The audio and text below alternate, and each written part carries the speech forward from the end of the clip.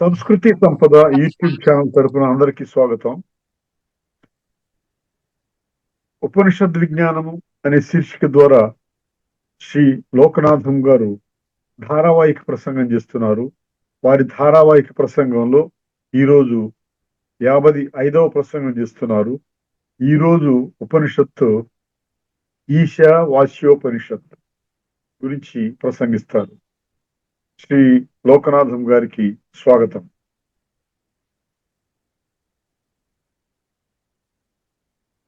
హరి ఓం తత్సత్. ఓం ఓం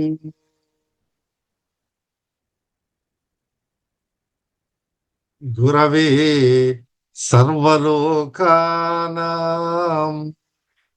భిషజే భవరోగిణాం నిధయే సర్వవిద్యానాం దక్షిణామూర్తయే నమః. ఓం సర్వగురుభ్యో నమః. పరిపూర్ణ పరబ్రహ్మ స్వరూపులైన ప్రియాత్మ బంధువులారా, వందనములు. మనము ఈశావాస్యోపనిషత్తులోని మంత్రములను గురించి చర్చించుకునుచున్నాము, శ్రవణం చేయుచున్నాము. శాంతి మంత్రముతో ప్రారంభిస్తాం. ఓం పూర్ణమదః పూర్ణమిదం పూర్ణాత్ పూర్ణముదచ్యతే పూర్ణస్య పూర్ణమాదాయ పూర్ణమేవావశిష్యతే. ఆరవ మంత్రాన్ని ఎస్తు సర్వాణి భూతాని ఆత్మన్యేవానుపశ్యతి సర్వభూతేషు చాత్మానం తతో న విజుగుప్సతే అని ఈ మంత్రాన్ని గురించి మనము చర్చించుకొనుచున్నాము. అంటే ఎవరైతే ఏ విచారణ తత్పరుడైనటువంటి అధికారి అయితే ఈ సమస్త ప్రపంచములోని చరాచరములన్నిటినీ అనగా భూత కోటినంతటిని కూడా తన యందే చూస్తున్నాడు. అలాగే ఈ సమస్త దేహంలో తాను కూడా ఉన్నాడని భావిస్తున్నాడు. అంటే తన యందు అఖిల భూతములను, పోతన గారు కూడా చెప్పినట్టు, తన యందు అఖిల భూతములను వీక్షించుతూ అఖిల భూతములలో కూడా తనను వీక్షించుతున్నాడంటే అంతటా ఉన్నటువంటి పరమాత్మ ఒకటే. తనను వీక్షించుతున్నాడంటే తన స్వరూపం ఏదో ఆ భూతకోటి యొక్క స్వరూపం కూడా, ఆత్మస్వరూపం కూడా ఒకటే. కాబట్టి అటువంటి స్వరూపాన్ని ఎవరైతే చూచుతున్నారో, ఎవరైతే వాళ్ళ దృష్టిని మార్చుకొని ఆ విధంగా భావించుతున్నారో వారు ఇతరులను చూసి, ఇతర మానవులను చూసి ఏవగించుకోరు లేదా అసహ్యపడరు. అసహ్యం అనేది రాదు. ఎందువల్ల? తననే చూస్తున్నాడు. ఒకవేళ అసహించుకుంటే తన్ను తాను అసహించుకున్నట్లే. కాబట్టి ఎవరిని వారు అసహించుకోరు. అంటే ఇదేమిటండి, ఎందుకు అసహించుకోకూడదు అంటే, తను తప్పు చేస్తే లేదా తన బుద్ధో లేకపోతే తన ఇంద్రియాలు చూస్తే అని దాని మీద అసహ్యపడవచ్చు. అంటే ఇంద్రియాలు తాను కాదు, ఇంద్రియాల మీద నేను అసహించుకుంటున్నాను, లేదా ఆ చేష్టల మీద నేను అసహించుకుంటున్నానే గాని నేను సాక్షి మాత్రంగా ఉన్నాను అని ఆ భావం అందులో. తన్ను తాను సవరించుకోవాలి, తన్ను తాను సరిదిద్దుకోవాలని చెప్పే మాటల్లో తన చేష్టలను, తన గుణగణాలను సరిదిద్దుకోవాలి. తప్పు చేస్తే అసహించుకోవాలి, ఇటువంటి పని నువ్వు చేయకూడదు అని తనకు తాను ఎట్లా ఇతరులు ఏ విధంగా చెప్పితే తెలుసుకుంటారో తనకు తానే కూడా బోధ చేసుకోవాలి అనేది సరైనటువంటి పద్ధతి. అయితే ఇక్కడ ఏమి చూస్తున్నాడు? చెట్లు, గుట్టలు, పుట్టలు, పాములు, జంతువులు అన్నిట్లో కూడా సర్వత్ర సమపశ్యతి. అన్నిటి యందు కూడా ఒకే విధానములో సమపశ్యతి. ఇక్కడ అనుపశ్యతి అని చెప్పారు. అనుపశ్యతి అని ఆది శంకరాచార్య వారు ఏమి చెప్పారంటే, శాస్త్రీయ పరిజ్ఞానాన్ని, అంటే ఉపనిషత్తులు ఏం చెప్పినాయి, వేదం ఏమి చెప్పింది, ప్రకరణ గ్రంథాల్లో ఏమి చెప్పింది అన్ని కూడా తెలుసుకుంటాడు. తెలుసుకున్న తరువాత దాన్ని అర్థం చేసుకోవడం యథాతథంగా అర్థం చేసుకోవాలి. ఒక భావంతో, అంటే ఎన్నో రకాల భావాలు వచ్చే పదాలు కూడా ఉంటాయి కాబట్టి చక్కగా అర్థం చేసుకున్నాడా లేదా అని గురుముఖత, గురూపదేశం ద్వారా కూడా గురువు ఎప్పుడైతే ఆ విషయాన్ని గురించి వివరిస్తారో అప్పుడు అనుపస్థితి చక్కగా అదే విధంగా చూడగలడు. అయినా నువ్వు ఈ సర్వభూత కోటి యందు నువ్వు వాటి చేతులు ఇట్లున్నాయి, కాళ్ళు ఇట్లున్నాయి అని కాదు చూడవలసినది. అందులో హృదయాంతరాలలో ఉన్నటువంటి సాక్షీభూతమైనటువంటి సర్వవ్యాపకత్వమైనటువంటి పరబ్రహ్మణమును దర్శించాలి అని బోధ చేస్తాడు. మామూలుగా ఏ పదాలలోనో వాక్యాలలోనో చెప్పినట్లు మనము అర్థాన్ని తీసుకుంటే అది సంపూర్ణమైనటువంటి భావాన్ని కలుగజేయదు, పరివర్తనను తీసుకున్నారు. కాబట్టి ఆ విధంగా ఉండాలి. సరే, ఇటువంటి ఆత్మ విచారణ చేసే వాళ్ళే మోక్షానికి అర్హులు. వాళ్ళనే ముముక్షువులు అంటారు. మనకు తెలుసు, ముముక్షువులు అంటే మోక్షమును కోరేవాళ్ళు. వీరు ఎవరు? చాలా మంది ఒక సంశయమైనటువంటి భావం ఉంది, మేము దీనికి పనికిరాము, ఈ ముముక్షత్వానికి మేము పనికిరాము, ఏదో బ్రాహ్మణులే గాని దానికి ఏ పూజారులు గాని ఇలా అని అనుకుంటారు కొంతమంది. అటువంటిది ఏమి లేదు అని శాస్త్రం తెలియజేస్తున్నది. అంటే వీళ్ళు బ్రాహ్మణులు గాని, అబ్రాహ్మణులు గాని, బాలురు గాని, స్త్రీలు గాని, పురుషులు గాని ఎవరైనా సరే ఈ ఆత్మ విచారణ చేసేదానికి అర్హులు అని శాస్త్రంలోనే తెలియజేయబడింది. మోక్షము యందు ఇచ్చగలిగిన వారినే ముముక్షువు అంటారు. అంటే ఈ మోక్ష ఇచ్చ అంటే కోరిక, మోక్షాన్ని నేను సంపాదించాలి, నేను మోక్షాన్ని పొందాలి. మోక్షం సంపాదించేది లేదు, పొందేది లేదు. ఆల్రెడీ పొందినటువంటి విషయాన్ని ఇతను అనుకుంటాడు, కొత్తగా రావడం లేదు. నిత్య శుద్ధ బుద్ధ ముక్త స్వరూపమే. కానీ రజ్జు సర్ప భ్రాంతి చేత అక్కడ ఉన్నటువంటి రజ్జు తాడును సర్పంగా ఏ విధంగా భావిస్తున్నాడో ఆ భావనలో ఉన్నది ఏమిటి? రజ్జువే, తాడే. కానీ ఏ భావన ఉంది? అది సర్పం అనే భావం ఉంది, పాము అనే భావం ఉంది. ఆ విధంగానే అందరూ మోక్ష స్వరూపులే, మోక్ష విజ్ఞాన స్వరూపులే. కానీ ఆచ్ఛాదన వల్ల, ఆవరణ వల్ల, కంటిలో ఉన్నటువంటి పొరల వల్ల తన స్వస్వరూపాన్ని తెలుసుకొనజాలకున్నారు అనేది మనము తెలుసుకోవాలి.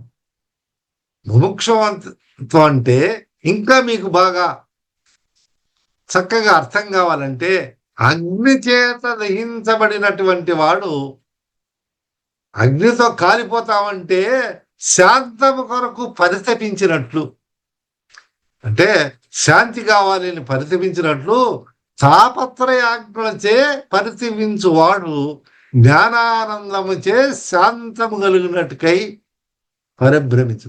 అంటే ఈ తాపత్రయాలు అన్నాం కదా, 3 రకాలైనటువంటి బాధలు, ఏషణ త్రయము, ఇవన్నీ అది దైవిక, అది భౌతిక, ఆధ్యాత్మిక తాపత్రయాలు. మనం ఓం శాంతి శాంతి శాంతి అని మనం చెప్పుకునేది కూడా 3 సార్లు ముమ్మారులు చెప్పుకునేది కూడా అందుకోసమే. అంటే త్రివిధ శాంతులు మాకు కలుగుగాక, శిష్యులమైన మాకు ఆచార్యులైనటువంటి గురువులు కలుగుగాక అని మనము తెలియజేసుకుంటున్నాం. అంతేకాకుండా ఆ జ్ఞానం అనే శాంతము చేత పరిశీలిస్తాడు ముముక్షుడు. నీటిలో ముంచినటువంటి వాడిని గుక్క తిప్పుకోలేక, ఊపిరి ఆడక, నేను బయట పడాలని ఎట్లా తల్లడిల్లుతాడో ఆ విధంగా తల్లడిల్లాడని చెప్తుంది శాస్త్రం పెద్దవాళ్ళు. రామకృష్ణ పరమహంసలు వారు కూడా అదే చెప్తారు. నీటిలో ముంచితే చిన్నపిల్లవాడు ఈత రానప్పుడు వాడు ఎప్పుడెప్పుడు రావాలని గిజ గిజ గిజ తన్నుకుంటాడు. ఎప్పుడైతే బయటకు వస్తాడో అని అంటాడు, లేదా ప్రాణం పోతున్నదని భావిస్తాడనమాట. అట్లాగా ఆ విధానంగా ఈ ముముక్షు అనేవాడు పరిశీలించాలి అని చెప్తారు. మహాబాధాకరమైనటువంటి రోగముచే పరితపించువాడు ధన ధాన్య పుత్ర మిత్ర కలత్రాదులపై సర్వాన్ని త్యజించి వైద్యుని ఎట్లా ఆశ్రయిస్తాడో, వీరికి ఏమి ఇంక అవసరం లేదు, నాకు ఆరోగ్యము ఉంటే చాలు. పెద్ద పెద్ద కోటీశ్వరులు ఉంటారు, వాళ్ళ అనారోగ్యం చేత బాధపడినప్పుడు మనకు విషయాలన్నీ తెలుస్తూ ఉంటాయన్నమాట. నాకు చాలు. మరి ఆయన సాఫ్ట్వేర్ అధిపతి అయినటువంటి వారికి వ్యాధిస్తే నా కోసం ఎవరన్నా ఈ బాధను అనుభవిస్తారా అని అంటే ఎవరు ఒకరు దొరకడం లేదు, రావడం లేదు. కాబట్టి ఎవరి బాధ వాళ్ళే అనుభవించాలి. ఆ బాధ, ఆ తాపత్రయాన్ని పోగొట్టేదే ఈ ఉపనిషత్తు బోధ. కాబట్టి సర్వత్రా సమదర్శనం చెయ్యి. అజ్ఞాన వ్యాధిచే తపిస్తున్నాడు ఇక్కడ. ఈయన వ్యాధి ఏమిటి? అజ్ఞాన వ్యాధి. అందుకనే మనము ప్రతిరోజు కూడా దక్షిణామూర్తి స్తోత్రం ఎందుకు చేస్తున్నామంటే, మరి నిధయే సర్వ విద్యానాం, దక్షిణామూర్తి అన్నాం కదా, గురవే సర్వలోకానాం భిషజే భవరోగినాం. భిషక్ అంటే వైద్యుడు. ఏమి ఆ వైద్యుడు? దేనికయా ఈయనంటే భవరోగినాం, అంటే భవ సంసారార్థమైనటువంటి ఈ భవరోగానికి తరించేదానికి ఆయన దక్షిణామూర్తి సనక సనందనాదులకంతా ఆయన బోధ చేశారు. కాబట్టి అట్లా ఈ ముముక్షువు ఈ సంసార రోగములోంచి బయటపడేదానికి గురువుని ఆశ్రయించాలా. అజ్ఞాన తిమిరాంధస్య జ్ఞానాంజల శలాకయా చక్షురున్మీలితం యేన తస్మై శ్రీ గురవే నమః. ఆయన మన అజ్ఞాన అంధకారానికి కాటుకు పెడుతున్నాడు. జ్ఞానాంజల శల, జ్ఞానం అనే కాటుకును పెట్టాం, అప్పుడు చూస్తున్నాడు. అప్పుడు పశ్యతి, ఏ విధంగా కనిపిస్తున్నది? ఈ సర్వ జగత్తంతా కూడా ఆయనకు బ్రహ్మమయంగా కనిపిస్తున్నది. అందుకనే దృష్టిం జ్ఞానమయం కృత్వ, నీ దృష్టి జ్ఞానమయం అంటే జ్ఞాన దృష్టితో చూస్తే కనిపిస్తుంది. అప్పుడు అంతా కూడా మరి ప్రహ్లాదునికి ఇందుగలడందు లేడని ఏ విధంగా వారు చెప్పారో, ఆయన అన్నిట్లా ఎట్లా దర్శించారో అట్లా ఈ ముముక్షు కూడా ఆ విధంగా కలుగుతుంది. ఇదే నిజమైనటువంటి వైరాగ్యం. అంటే ఈ ముముక్షత్వంలో ఉండేవానికి ఇటువంటిది ఉండాలి. అది ఎవరైనా కావచ్చు. ఈ 4 గుణాలు తీవ్రంగా ఉండేవాళ్ళు, వాళ్ళు స్త్రీలు కానీ శూద్రులు కానీ పంచములు కూడా కానీ బ్రహ్మ విచారణ చేసేదానికి అధికారులేను, ఎవరైనా పర్వాలా. ఎందువల్లనంటే జన్మనా జాయతే శూద్ర, జన్మించినప్పుడు అందరూ కూడా శూద్రుడు. ఆ జ్ఞానాన్ని వస్తే అంటే పూర్వపుణ్య విశేషము చేత బ్రాహ్మణులు తక్కిన జాతులంతా అధిక జ్ఞానాన్ని సంపాదించుకోవచ్చు, దానికి మనమేమీ కాదనడం లేదు. కానీ నేను ఇక్కడనే ఉన్నాను అని పరితపించడం అవసరం లేదు. ఎందుకంటే అందరూ కూడా ఎవరు ఈ జగత్తులో ఉన్నటువంటి అందరూ కూడా ఆ ఆ సర్వాంతర్యామైనటువంటి పరమేశ్వరుని యొక్క సంతానమే. అఖిలాండ కోటి బ్రహ్మాండ నాయకుడే మన తండ్రి అని తెలియరయ్యా, సర్వజీవులు అతని సంతానమను మాట నెమ్మదిలో మీరు నమ్మరయ్యా అని కవి గారు చెప్తున్నారు. అంటే ఈ సర్వజీవులు కూడా ఆయన సంతానమే, అటువంటి భావన ఈయన చేస్తాడు. కాబట్టి ఈ మోక్ష ఇచ్చగలిగినటువంటి వాళ్ళే ముముక్షువులు.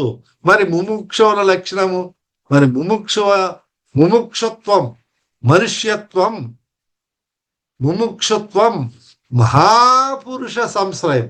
ఈ మూడు గుణగణాలు అంటే ఈ మూడు క్యారెక్టర్స్ అంటారే, ఇది దైవానుగ్రహేన. దైవానుగ్రహం లేకపోతే ఏతత్రయం, ఈ మూడు లక్షణాలు మహాదుర్లభం అని చెప్తున్నారు. కాబట్టి ఎవరైతే ఈ ఉపనిషత్తులు కూడా వింటున్నారో, ఎవరైతే ఇది శ్రవణం చేస్తున్నారో, వాళ్ళ చెవిలో పడినా కూడా వాళ్ళు ఆ మహా పుణ్యభాగులే అనుకోవాలి తప్పనిసరి. ఎందుకంటే ఇది దుర్లభమైనటువంటి విషయము. కాబట్టి ఈ ముముక్షత్వం అనేది ఆత్మ విచారణ చేసేవానికి తప్పనిసరిగా ఉండాలి. ఆ విధంగా ఎట్లయితే సంసార భవరోగానికి పాపేదానికి గురువు బోధ అంటే గురుడు భిషగ్గా ఉండాలనో, దక్షిణామూర్తి గురువు అంటాం కదా, ఆ విధంగా ఈ ముముక్షువులంతా కూడా ఈ భవరోగం నుంచి బంధ విముక్తులు కావాలంటే మనము గురువును శరణు కొన. అందువల్లనే అనుపశ్యతి అన్నారు. పశ్యతి, నువ్వు చక్కగా చూడగలవు. లేకపోతే నేను గురువు లేదు, నేను చూస్తాను, లేక అందరికీ గురువులు ఉన్నారా, రమణ మహర్షికి ఎవరు గురువు, ఇంకొక ఆయనకి ఎవరు గురువు అని లోకములో కొంతమంది వితన్న వాదన కూడా చేయొచ్చు. రమణ మహర్షి వాళ్ళు అటువంటి వాళ్ళు చాలా అరుదు. అంటే ఈ జడభరతుడై పుట్టాడు ఆయన. ఆయన జంతువులు అనుకుంటా మనుజన్మలో అంత్యకాలం ఎంఎం స్మరన్ బాబి తమే వైతికలే, ఆ విధంగా వాళ్ళు జన్మిస్తారు. కానీ వాళ్ళకు పూర్వజన్మలో గురువు ముఖత వాళ్ళు నేర్చుకున్నారు. అందువల్లే శివబాలయోగని ఇంకా రమణ మహర్షి అని కొంతమంది, ఇవి ఎక్సెప్షన్స్ అంటారు. అతి సర్వత్వ వర్జయేత్ అని మనం తెలుసుకోవాలి. ఇటువంటి వాళ్ళు ఉన్నారు మహానుభావులు. కాబట్టి వాళ్ళు పూర్వజన్మలో చేసుకొని ఆ విధంగా ఉన్న ఈ జన్మలో నాకు నేనే గురువు అనుకుంటే, నీకు నీవే గురువు అనుకుంటే అనుకో. కానీ అది తప్పిదారిలో పడి వేరే విధంగా అంటే ఇతో భ్రష్ట తతో భ్రష్ట, రెండుకి చెడిన రేవడి అని అంటారే, ఆ విధంగా కాకూడదని తెలియజేస్తున్నది. ఇటువంటి ఆత్మ విచారణశీలులు సమస్త ప్రాణులను, కదలని వృక్షములను, పర్వతాదులను కూడా అంత తనయంగా ఉన్నట్టు భావిస్తారు. అంటే చూస్తారు, ఆ దృష్టి ఉంటుంది. ఎందుకంటే ఆ సర్వములో తను కూడా ఉన్నాడు. ఈ దేహం కాదు, ఆ సర్వములో నేనుండేటువంటి భావము సమస్త జీవరాశులలో ఉన్నట్టు భావిస్తారు. అటువంటి వారు ఇంకా దేనిని గాని ఎవరిని గాని చూసి అసహించుకోవాల్సినటువంటి అవసరము లేదు. ఒకవేళ అట్లా అసహించుకుంటే ఏమిటి, తనను తాను అసహించుకున్నట్లే అవుతాడు. కాబట్టి అది జరగని పని. దృఢమైనటువంటి భావం ఉన్నప్పుడు ఆ ఆత్మ విచారణ శీలుడు అలా భావించడు. కాబట్టి ఈ మంత్రభావము దృఢపడినటువంటి వారినే బ్రహ్మజ్ఞాని. బ్రహ్మజ్ఞానం బ్రహ్మవిత్ బ్రహ్మైవ భవతి. బ్రహ్మవిత్ అంటే ఈ బ్రహ్మాన్ని తెలుసుకున్నటువంటి వాడే బ్రహ్మైవ భవతి, అంటే అతనే బ్రాహ్మణుడు, అతనే బ్రహ్మ. అంటే ఈ భావము ఏమని చెప్తున్నాడు? దృఢపడాలి అంటే దృఢంగా ఉండాల. దృఢాపరోక్ష జ్ఞానం అంటారే, ఈ దృఢమైనటువంటి ఇటువంటి వైరాగ్యం ఎట్లా ఉండాలంటే దృఢంగా ఉండాలండి. శ్మశాన వైరాగ్యం పనికిరాదు, ప్రసూతి వైరాగ్యం పనికిరాదు. దృఢమైనటువంటి వైరాగ్యం కావాలి, దృఢాపరోక్షమైనటువంటి వైరాగ్యం కావాలి. శ్మశానానికి పోతారు అందరూ, ఎవరో చనిపోయినారు బంధువులని, అక్కడ దాకా పోతారు. అక్కడ ఏమనుకుంటారు? అయ్యా ఏముంది, అందరు ఇంతే కదా, పోయేటప్పుడు ఏమి ఎత్తుకోపోయినాడు, ఆయన మంచి చేసినాడు మంచి పోయినాడు, చెడ్డ చేసినామని ఈ విధంగా ఉంది, మనమంతా కూడా ఒకరోజు పోవాల్సిందే కదా అని ఇదని అంతవరకు అక్కడికి పోయినప్పుడు అనుకుంటారు. ఆ శ్మశానాన్ని నుంచి మళ్ళీ బయటకు వచ్చినప్పుడు మళ్ళా మారిపోతారు.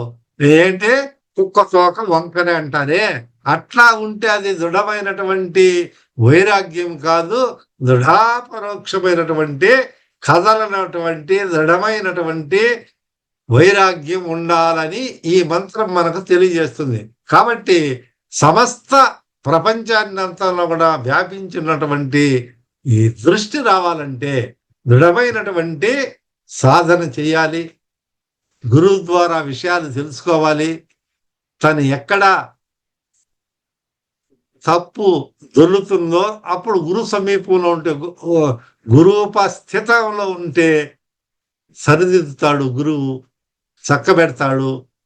అప్పుడు ఈయన బ్రహ్మజ్ఞానాన్ని బాగా చక్కగా తెలుసుకుంటాడు. అంటే ఈ సమస్త ప్రపంచము ఉన్నదంతా ఒకే పరబ్రహ్మ, ఒకే పరమేశ్వరుడు, ఈశ్వరుడు, ఏకం సత్, ఉన్నది ఒకటే, ఏకం ఏకమేవా అద్వితీయం బ్రహ్మ, ఏకమేవా అద్వితీయం బ్రహ్మ, ఏకం ఏవ ఒకటే, అద్వితీయం రెండోది లేదు, బ్రహ్మ ఏకమేవా అద్వితీయం బ్రహ్మ అని ఈ సాధకుడు ఈ భావాన్ని మననం చేయాల. ఊరికే రాదు, ఇది శ్రవణం చేస్తున్నాం. ఇప్పుడు మనం చెప్తున్నాము, మరి వింటున్నారు కదా, శ్రద్ధగా వింటున్నారు, ఏం చెప్తున్నాడు అనేది మీరు వింటున్నారు, శ్రవణం చేస్తున్నారు. ఈ శ్రవణంలో మీరు అన్ని విషయాలను వింటున్నారు. విన్నటువంటి విషయాన్ని మళ్ళా మననం చేయాలంటే మళ్ళా జ్ఞప్తి తీసుకొని అని మాటి మాటికి దాన్ని పునశ్చరణ చేసుకుంటూ ఉండాల. అంటే ఏది విన్నామో దాని గురించి మళ్ళా మనము రికాపిటులేషన్ అంటారే, పునశ్చరణ, మళ్ళా జ్ఞప్తికి తెచ్చుకోవడం, పునరపి దాన్ని ఆ విషయాన్ని గుర్తు తెచ్చుకోవడం మననము అంటే అభ్యాసం చేయడము. మననం మాటి మాటికి దాని గురించే చింతన చేయడము, విచారణ చేయడము. ఆ భావము ఏ భావము? అంత సమస్తము ఉన్నటువంటి బ్రహ్మస్వరూపం అనే ఆ భావము హృదయములో మునిలో స్థిరపడాల, గట్టిగా నాటుకోబోవాలన్నమాట. ఇప్పుడు ఆ మూలంతో బాగా గట్టిగా ఎవరి హృదయంలో ఈ భావం బాగా గట్టిగా ప్రహ్లాదునిలో ఎట్లా నాటుకొని పోయిందో ఆ విధంగా నాటుకొని పోయినటువంటి వాడి దృష్టి ఉండడమే వాళ్ళు మోక్షాన్ని పొందుతారనే భావం. కాబట్టి ఇటువంటి భావములు అన్నిటి యందు ఆసక్తి, సచ్చిదానంద ఘన పరమాత్మ యందు ఏకీభావము, ఒకే భావాన్ని పొందిన వాడే యోగి అవుతుండదు, బ్రహ్మానందాన్ని పొందుతాడు. అందుకని ఇదే భావాన్ని సర్వభూతస్థమాత్మానం సర్వభూతాని చాత్మని ఈక్షతే యోగయుక్తాత్మ సర్వత్ర సమదర్శన. సర్వత్రా కూడా ఈ యోగము చేత యుక్తుడైనటువంటి సాధకుడు అలా చూడగలడు. తనలోనే అన్ని జీవరాశులను తనను చూడగలడు. యో మాం పశ్యతి సర్వత్ర సర్వంచ మయి పశ్యతి తస్యాహం న ప్రణశ్యామి సచమే న ప్రణశ్యతి అని భగవద్గీతలో కూడా 29:30 ఈ 6వ అధ్యాయంలో చెప్పబడింది. ఈ మంత్రార్థాన్నే అక్కడ కూడా విశదీకరించినారని మీరు గమనించుకొని వీటిని మననం చేసి విచారణ చేయాల. ఉపనిషత్తు విజ్ఞానాన్ని చదవడం కాదు, గంట సహా చేయడం కాదు, విచారణ ఎవరికి వారు విచారణ చేసి ఏమిటి అర్థం అనే భావన చేసి ఏదైనా సందేహాలు ఉంటే గురువుల దగ్గర దాన్ని తీర్చుకొని లేదా భాష్య గ్రంథాలను చదివి చేస్తే అటువంటి భావాన్ని పొందగలరు. హరి ఓం తత్సత్వం ఓం పూర్ణమదః పూర్ణమిదం పూర్ణాత్ పూర్ణముదచ్యతే పూర్ణస్య పూర్ణమాదాయ పూర్ణమేవావశిష్యతే. హరి ఓం తత్సత్వం.